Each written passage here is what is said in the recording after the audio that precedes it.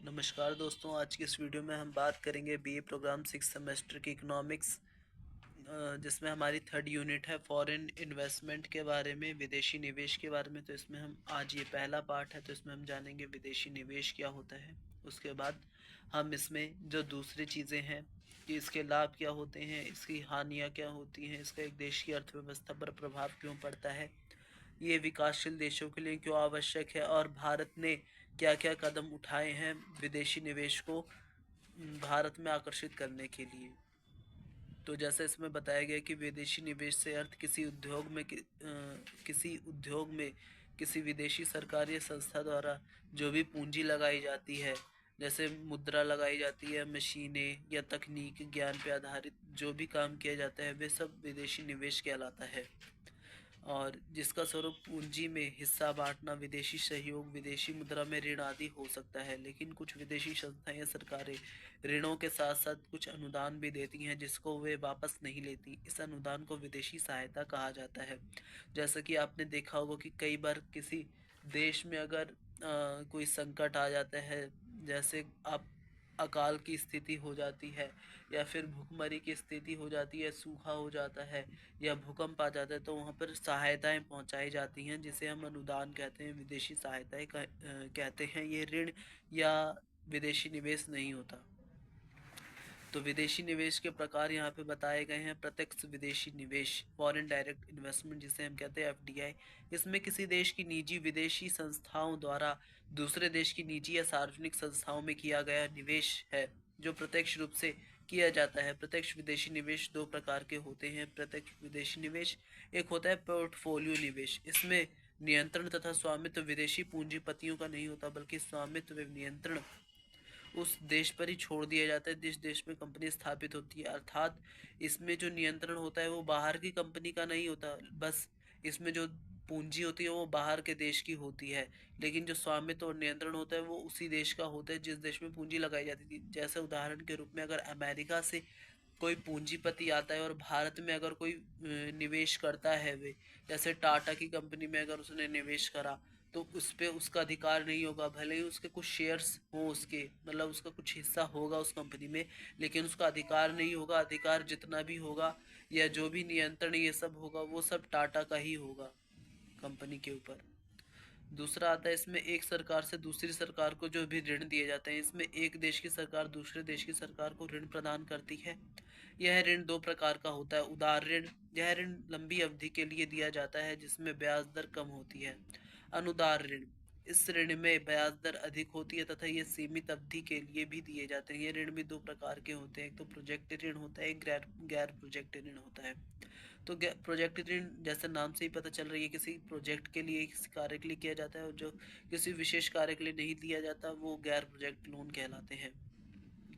अंतर्राष्ट्रीय संस्थाओं द्वारा जो भी ऋण दिए जाते हैं, अंतर्राष्ट्रीय संस्थाओं द्वारा भी ऋण के रूप में विदेशी पूंजी प्रदान की जाती है। जैसे WHO हो गया, IMF हो गया, वर्ल्ड बैंक हो गया, ये सब ऋण प्रदान करते हैं। ये संस्थाएं अंतर्राष्ट्रीय वित्त निगम, अंतर्राष्ट्रीय विकास संगठन, एशियाई विकास बैंक, वर्ल्ड बैंक, इन संस्थाओं द्वारा निजी ऋण व सार्वजनिक ऋण दोनों दिए जाते हैं।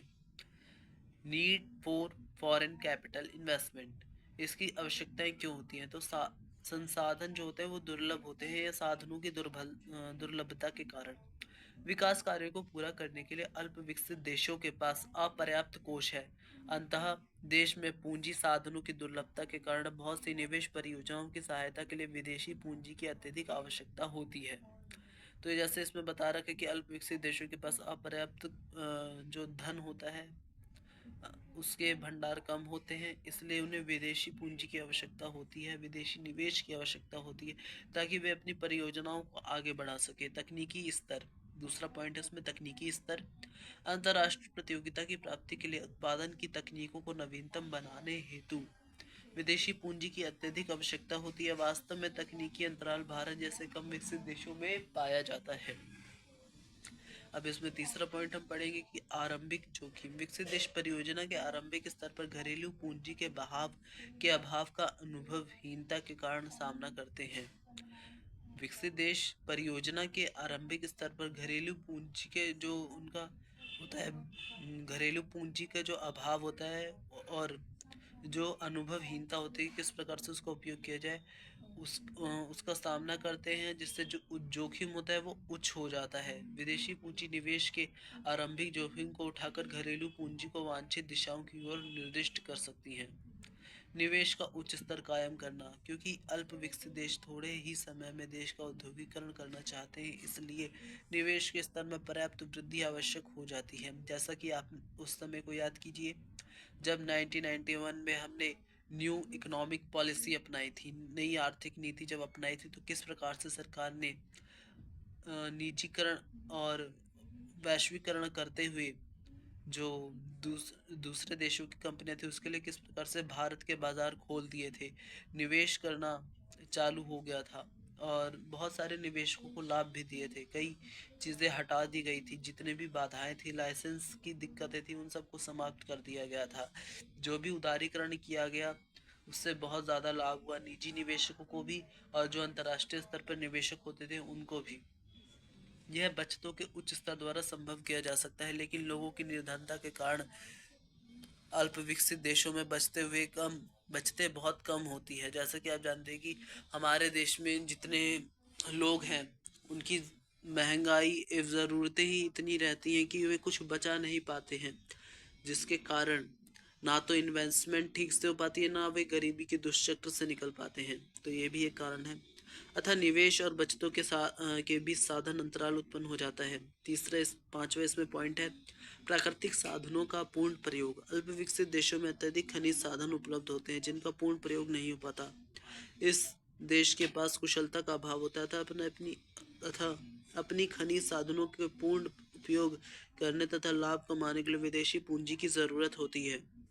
आधारभूत संरचना का विकास। अपनी आधारभूत संरचना के निर्माण के लिए अल्प विकसित देशों के पास पर्याप्त पूंजी नहीं होती, अतः उन्हें विदेशी पूंजी की सहायता लेनी पड़ती है। आधारभूत संरचना का विकास भी करना होता है। भुगतान संतुलन की स्थिति में सुधार। आर्थिक विकास की आरंभिक स्थिति में अल्प विकसित देशों को बड़ी मात्रा में आयात करना पड़ता है, जैसे मशीनरी, पूंजी वस्तुएं, कच्चा माल, पुर्जे आदि। उसी मात्रा में निर्यात कर पाने में असफल हो उस मात्रा में मतलब निर्यात कर पाने में असफल होते हैं, जिससे भुगतान संतुलन असंतुलित हो जाता है, क्योंकि ना तो उनके पास विदेशी पूंजी होती है, ना उनकी खुद की मुद्रा इतनी मजबूत होती है कि वे विदेशों से जो वस्तुएं हैं वे मंगवा सके, मशीनरी और नई नई तकनीकें मंगवा सके। तो इस जो भुगतान संतुलन का घाटा है उसको संतुलित करने के लिए हमें विदेशी निवेश की ज़रूरत पड़ती है। आठवां इसमें पॉइंट है सरकारी राजस्व में बढ़ोतरी। सरकार विदेशी तथा निजी निवेशकों के लाभ पर कर लगाकर अपने राजस्व में बढ़ोतरी करती है तथा कंपनी के रॉयल्टी पर भी कर लगाकर राजस्व में वृद्धि करती है। स्फीतिकारी दबाव में कमी। विकासशील देशों में विकास की शुरुआती अवस्था में भारी सार्वजनिक निवेश, उपभोक्ता मांग तथा उसकी अल्प पूर्ति के कारण स्फीतिकारी दबाव उत्पन्न होता है। इसे कम करने के लिए विदेशी निवेश की ज़रूरत होती है, जिससे पूर्ति बढ़ाकर दबाव को कम किया जा सकता है। स्फीतिकारी दबाव में कमी लाने के लिए इसके दोष क्या होते हैं? जो फॉरेन डायरेक्ट इन्वेस्टमेंट होता है, या हम विदेशी निवेश जो कह सकते हैं, फॉरेन इन्वेस्टमेंट्स, उनकी लिमिटेशंस क्या होते हैं, उनके दोष क्या होते हैं? तो राजनीतिक स्वतंत्रता में कमी। विदेशी पूंजी का सबसे बड़ा दोष राजनीतिक है। राजनीतिक दोष है। जो विदेशी पूंजी का अधिक प्रयोग करता है वह धीरे धीरे राजनीतिक क्षेत्र में स्वतंत्र नहीं रह पाते। स्वतंत्र आर्थिक नीति पर प्रभाव। विदेशी पूंजी के अधिक उपयोग से देश को स्वतंत्र आर्थिक नीति अपनाने में कठिनाई होती है। विदेशों पर निर्भरता। अत्यधिक मात्रा में विदेशी यंत्र, तकनीक आदि के प्रयोग से विदेशों पर हमारी निर्भरता बढ़ती है और हर देश के लोगों में उत्पादक कार्य के प्रति शिथिलता उत्पन्न हो जाती है। जैसे कि मशीनें आ जाती हैं विदेशों से। अगर हम कोई भी मशीन इत्यादि मंगवाते हैं, जैसे अगर हम कार इत्यादि मंगवाते हैं तो वो हमें बहुत महंगी पड़ेगी, और और यहाँ के जब विदेशों से यहाँ पर कार ये सब आएगी या जो भी मशीनरी यहाँ पर आएगी, तो यहाँ के लोग जो आत्मनिर्भर है वो ठीक से नहीं बन पाएंगे और उत्पादन जो है हमारे देश का वो घट जाएगा। ना हम ठीक से निर्यात कर पाएंगे और ना हम उस विदेशी पूंजी को इकट्ठा कर पाएंगे जिससे कि हम आयात करते हैं। तो ये भी कारण है विदेशों पर निर्भरता ना बढ़े। चौथा, इसमें ऋण भार में भारी वृद्धि। अब जैसे कि WHO या वर्ल्ड बैंक जब कोई किसी देश को ऋण देता है, या IMF अंतर्राष्ट्रीय मुद्रा कोष किसी को ऋण देता है, तो अगर उसने शॉर्ट टर्म के लिए अगर कोई लोन दिया है तो उसकी ब्याज दरें बहुत अधिक होती हैं, जिसके कारण अगर वे चुका नहीं पाते तो वे इसके दुष्चक्र में फंस जाते हैं। विदेशी ऋणों का भार आंतरिक ऋणों से अधिक होता है, क्योंकि विदेशी ऋण को चुकाने के लिए हमें विदेशी मुद्रा की जरूरत होती है, और अल्प विकसित देश तथा विकासशील देशों में किसी विदेशी मुद्रा कम होती है, जिस कारण ऋण को चुकाने के लिए देश और ऋण लेता है तथा ऋण के जाल में फंस जाते हैं। भुगतान संतुलन पर बुरा प्रभाव। आर्थिक विकास की दरों में विदेशी पूंजी का निर्यात करते हैं, जो उनके भुगतान संतुलन पर प्रतिकूल प्रभाव डालने के साथ साथ ऋण भार में बढ़ोतरी हो रही है तथा भुगतान संतुलन असंतुलित होता है। आर्थिक शोषण। ऋण चक्र में फंस जाने के बाद अल्प विकसित देशों का उन देशों द्वारा आर्थिक शोषण किया जाता है जिनसे अल्प विकसित देशों ने ऋण लिया है। जैसा कि आप अफ्रीका के कई देशों को देख सकते हैं जिनमें अभी भी जो पश्चिम के देश हैं और जो मतलब विकसित देश हैं, वो वहाँ पे जाके उन्होंने दुष्चक्र में फंसा लिया है। और जैसे आप चाइना और श्रीलंका का उदाहरण ले सकते हैं, चाइना पाकिस्तान का उदाहरण ले सकते हैं, और भी जो जैसे चाइना और अगर मैं कहूँ तो अगर उसने कहीं चाइना चाइना श्रीलंका पाकिस्तान इतने काफ़ी हैं, और आप अमेरिका और अफ़गानिस्तान, रशिया अफ़गानिस्तान, इन सब का उदाहरण ले सकते हैं कि जब ये किसी देश में निवेश करते हैं तो वहाँ की जो संपत्ति होती है उसे भी हथिया लेते हैं। निष्कर्ष। विदेशी निवेश के आर्थिक विकास तथा रोजगार में वृद्धि और भुगतान संतुलन को अल्पकाल में सहायता करता है, परंतु यह दीर्घकाल के लिए देश के आर्थिक विकास के लिए उचित उपयोगी नहीं है। यह अल्प विकसित देशों की निर्भरता तथा ऋण भार को बढ़ाता है। तो ये बात है हमारे विदेशी निवेश की। अब भारत में विदेशी पूंजी प्रवाह का रुझान और पैटर्न क्या है। भारत में विदेशी पूंजी प्रवाह का सरकार की नीतियों से प्रभावित होती है। सरकार की नीतियाँ क्या है, किस तरीके से सरकार नीति बना रही है पर निर्भर करता है कि देश में पूंजी का प्रवाह कितना होगा। यदि सरकार की नीति विदेशी निवेशकों के लिए फायदेमंद होगी तो विदेशी निवेश का प्रभाव बढ़ेगा, परंतु यदि सरकार की नीति विदेशी निवेशकों के लिए फायदेमंद नहीं होगी तो देश में विदेशी निवेश कम होगा। उसमें जैसे बातें बता रखी हैं, विदेशी निवेश कम होगा, उसका निर्धारण भी सरकार की नीतियों द्वारा ही होता है। जैसे यहाँ पे बता रखा है 1980 तक सरकार की नीतियाँ भारत को आत्मनिर्भर बनाने के लिए के संदर्भ में थी। 1980 तक के दौर में देश में आयात की पूरक वस्तु की खोज तथा आयात को कम करने पर बल दिया जा रहा था, लेकिन अर्थव्यवस्था ठीक से नहीं चल पा रही थी। तो 1991 में जैसे यहाँ पे बताया गया है कि LPG जो लिबरलाइजेशन, प्राइवेटाइजेशन और ग्लोबलाइजेशन, उदारीकरण, निजीकरण, वैश्वीकरण, जो 1991 में न्यू इकोनॉमिक पॉलिसी अपनाई गई, उसके अंतर्गत जो भी सुधार किए गए, एक मुक्त अर्थव्यवस्था बनाया गया भारत को, निजी उद्योग पर लगे प्रतिबंधों को हटाया गया तथा विदेशी निवेश को प्रोत्साहन दिया गया। जैसे यहाँ पे टेबल में बता रखा है इंडियाज़ कैपिटल फ्लोस की किस प्रकार से विदेशी निवेश बढ़ा है भारत में। तो 1991 में 41.9% था, जो 58.3% हो गया आगे चलकर, और 78.1% 2005 to 2006 में हो गया ये। और डेप्ट क्रिएटिंग फ्लोस, ये तो नॉन डेप्ट क्रिएटिंग मतलब जो उधार नहीं देते, उधार मतलब जिनसे ब्याज वाली, नॉन डेप्ट क्रिएटिंग जिनसे मतलब ब्याज, इसे कैसे कहते हैं कि जिनसे हम, नॉन डेप्ट क्रिएटिंग का मतलब होता है कि जिसमें हमें ब्याज चुकाना नहीं पड़ता, और डेप्ट क्रिएटिंग फ्लोज जैसे 50.4 इसमें बना, 13.8 था, फिर उसके बाद 22.1 मतलब फॉरेन डायरेक्ट इन्वेस्टमेंट ऊपर बताया गया है। नॉन डेप्टिंग कर्ज, जैसे कि यहाँ पे बताया कि नॉन डेप्ट क्रिएटिंग वो कर्ज जो हमें लौटाना नहीं होता, ये कर्ज अच्छा होता है। जैसे यहाँ पे मैंने आपको बताया कि जिसमें हमें ब्याज नहीं चुकाना पड़ता, और डेप्ट वो कर्ज जो हमें लौटाना होता है। भारत में विदेशी पूंजी का प्रवाह का रुझान। विश्व के निवेश प्रवाह में हिस्सेदारी।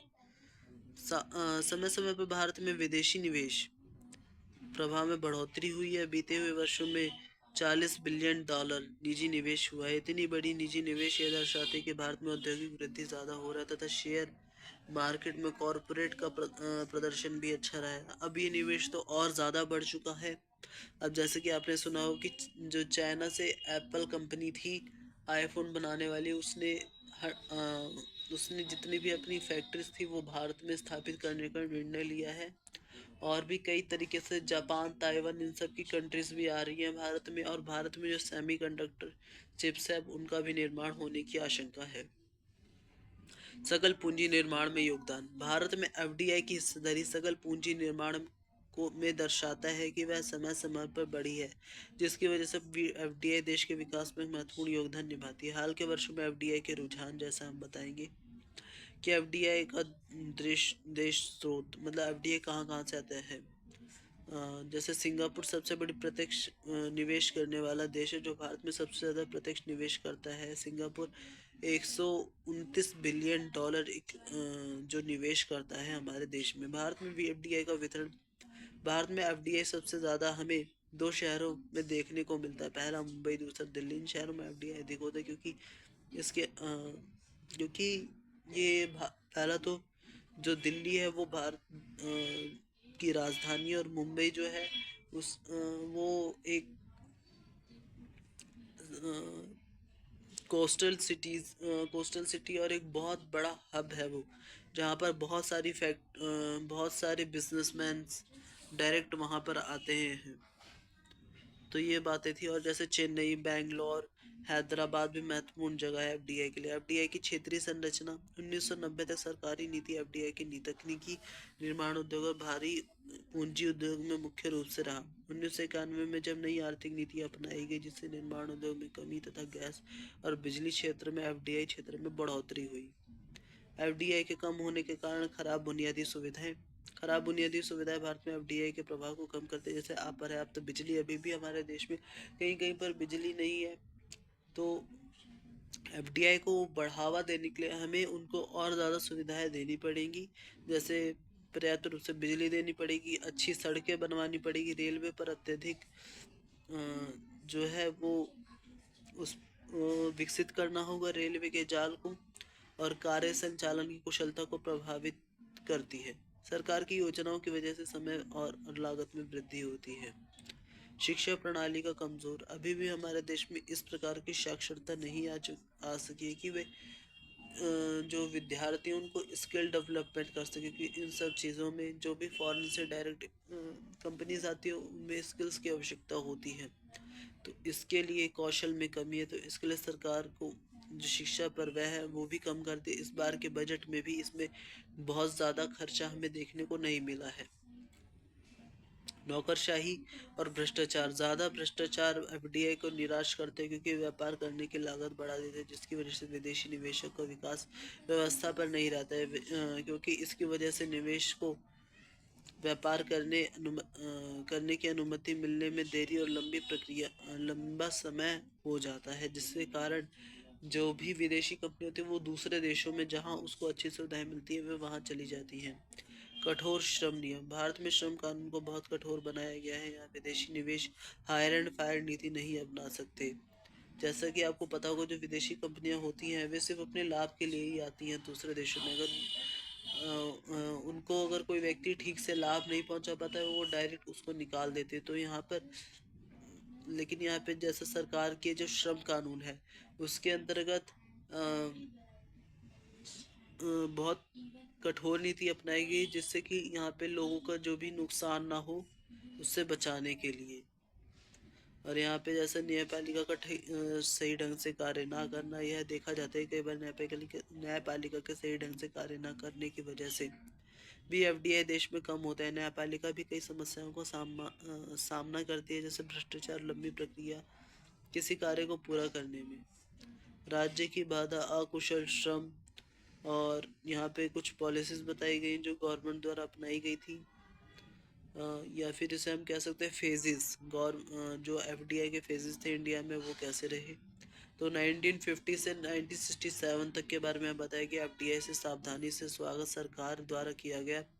1950-67 के दौरान एफडीआई को सतर्कता से स्वागत करती थी, यानी सरकार के अनुसार यदि वे एफडीआई को अनुमति देंगे तो इससे घरेलू निवेश तथा घरेलू उत्पादक तबाह हो जाएंगे और देश में प्रतियोगिता बढ़ जाएगी, जिससे घरेलू उद्योगों को नुकसान होगा। इससे सरकार ने एफडीआई का स्वागत तो की पर विभिन्न प्रतिबंधों के साथ किया। दूसरा 1967 से 80 प्रतिबंध नीति। इस दौर में एफडीआई को देश में अनुमति देती होगी, परंतु बहुत प्रतिबंधों के साथ ताकि सरकार एफडीआई पर नियंत्रण रख सके। इसके लिए विदेशी मुद्रा विनिमय अधिनियम लाया गया। तीसरा दौर 1980 से 90 धीरे धीरे मुक्ति ग्रेजुअल लिबरलाइजेशन की तरफ बढ़ता गया। जो हमारा देश है, सरकार ने भी इसकी ज़रूरतों को समझा और फिर 1991 के बाद आपको पता ही है जो उदार नीति अपनाई गई, इससे देश में जो फॉरेन डायरेक्ट इन्वेस्टमेंट है उसमें बढ़ोतरी देखने को हमें मिली है। एफडीआई नीति के महत्वपूर्ण पहलू जैसे यहाँ पे बताए गए हैं, बहुत सारे क्षेत्रों में एफडीआई को अनुमति मिली है, जिससे एफडीआई की भागीदारी बढ़ी है। पारदर्शिता को लाएगा और सरकार द्वारा 51% तक सरकार ने अपने आप अनुमति दे दी और 51% से अधिक एफडीआई के लिए सरकार की अनुमति लेनी पड़ती है। एनआरआई को 100% जो एनआरआई रहते हैं, जो भारतीय मूल के विदेशी नागरिक जिन्हें हम कहते हैं, उनको भारत में निवेश करने का 100% निवेश करने की अनुमति दी जाती है। विदेशी तकनीकें समझौते को उदार कर दिया गया है और व्यावसायिक निर्णय को स्वतंत्र कर दिया गया है। विदेशी निवेश प्रचार बोर्ड की स्थापना की गई ताकि बड़े स्तर पर विदेशी निवेश हो। निष्कर्ष, विदेशी निवेश किसी भी देश में महत्वपूर्ण भूमिका निभाते हैं। वो किसी भी देश के सीमित वित्त में वृद्धि करते हैं, तकनीक को आधुनिक करते हैं और उत्पादकता में वृद्धि करते हैं। इसलिए यदि विदेशी निवेश तो सही प्रकार से इस्तेमाल किया जाए तो ये एक बहुत अच्छा विकल्प देश के वित्त को बढ़ाने के लिए और देश के विकास के लिए हो सकता है। तो ये थी हमारी 3rd यूनिट से रिलेटेड फर्स्ट वीडियो। अब आने वाली जो वीडियोस रहेंगी वो इसी से रिलेटेड रहेंगी। तो अगर आपको ये वीडियो अच्छी लगी और इससे कुछ अगर आपको सीखने को मिला हो तो प्लीज़ चैनल को सब्सक्राइब करें और इसे जिनका भी इकोनॉमिक्स का एग्ज़ाम है उसको शेयर करें। धन्यवाद।